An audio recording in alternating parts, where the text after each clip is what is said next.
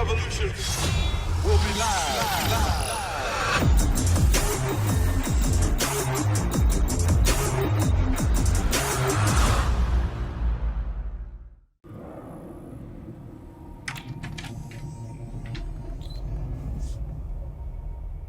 Man, Claire Redfield, she looks so gorgeous!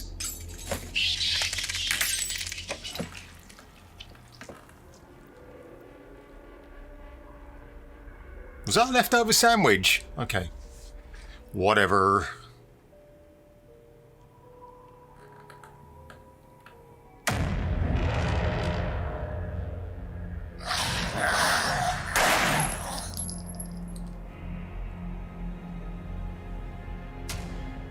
Hey! Nice. Fantastic. So that was my quick reaction to Resident Evil Infinite Darkness, coming your way on Netflix sometime this year. And why am I celebrating this momentous occasion? Well, I'll tell you why. Because today, this day, Monday, the 25th of March, 1996, the very first Resident Evil game dawned upon us via the very first PlayStation 1 console, PS1, to those who are big, massive fanboys and fangirls. And yep, I've been I wouldn't say I'm a hardcore Resident Evil fan, but I do like the lore, the mythos, everything about it. I've even got my t-shirt on today in honor of the occasions. Believe it or not, this is actually an extra large, but it fits like a medium almost. And you've got all the key characters on there: Jill, Chris, Claire. Awesome, it's just fantastic. And what is worse than playing a scary horror video game on your console or PC? Not getting a haircut for 7 weeks because of lockdown restrictions. Now, going over to Eurogamer.net, Wesley Yinpool, the editor-in-chief there, I've always liked this guy actually, he does really good articles online.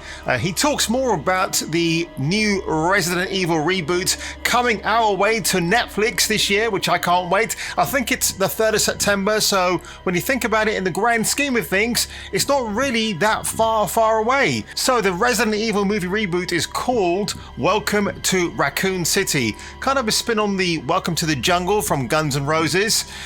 Johannes Roberts told IGN that Resident Evil, and that title I've just mentioned to you, adapts the first 2 Resident Evil games, which includes the mansion from Resident Evil and the police station also from Resident Evil 2. It has nothing to do with the Paul W. Anderson directed movies. Funny that he should say that, because I have Apocalypse, which I think is the best film from that franchise with Mila Jovovich, because it wasn't directed by Paul W. Anderson. In fact, it was directed by, oh, and I tell you what, I can't read that because it's in German, so yeah, whatever. But yeah, you can look it up on IMDb, but I thought, again, it still takes some liberties with the lore, but I thought Sienna Guillory as Jill Valentine was just easily the best thing about that movie. Hold your fire! Valentine! They're infected. I told you, she could have had it. Now, if you check out my last video for Resident Evil, Welcome to Raccoon City, back last year, I'll link at the end of this video. You can see that I was really waxing enthusiastically about the cast and everybody else.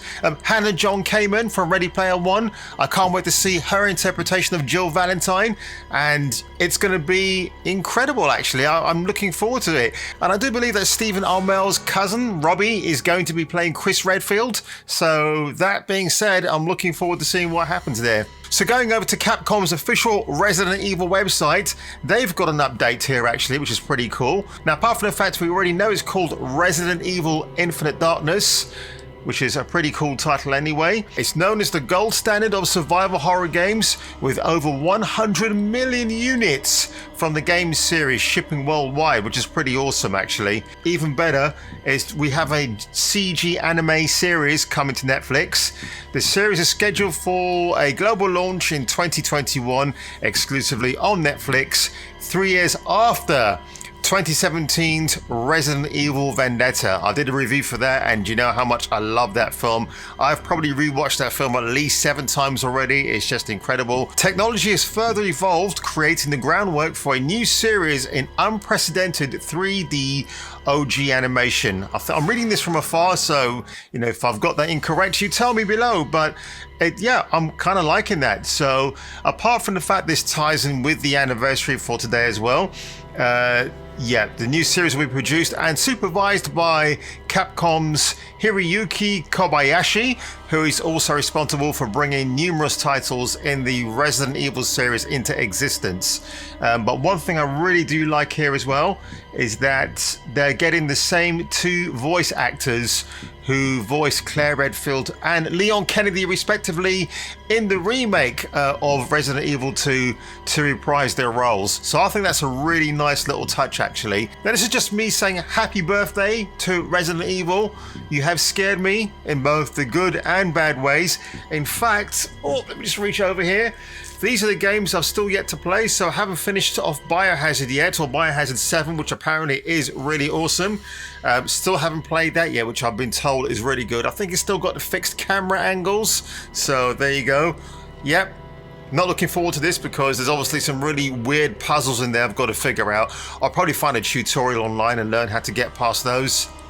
And of course Resident Evil 4, which apparently they might be announcing a remake for today or later on in the week, so that's going to be awesome. And then we have Revelations 2, which is a pretty good game. I still need to complete this. I've only been halfway through, but playing as Barry Burton and his daughter is a pretty awesome good time. And then you've got, yeah, Resident Evil 6. The less said about that, the better. It is basically, if you want a Michael Bayhem or Michael Bay experience, this is the game to actually play. And the one I'm probably opening up tonight is Resident Evil 5. It's a guilty pleasure, this game. I mean, obviously Jill Valentine is part of the crew.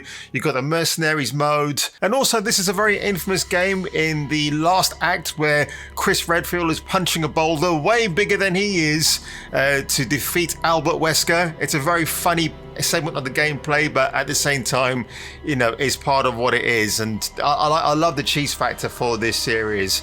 And I am looking forward to this film on Netflix. I trust the director because there was a really quick Q&A session with him between him and Lucy O'Brien at IGN. And she asked him some really, really good questions about what we're going to expect. We are going to get familiar enemies, and I'm assuming enemies is just not the things like the Hellhounds. It's going to be obviously Albert Wesker, and I'm looking forward to these interpretations of these characters. So that was my quick take and a quick happy birthday to Capcom's, well, flagship franchise. On that note, take care. I'll be playing Resident Evil 5 tonight, and I'll see you on my next upload.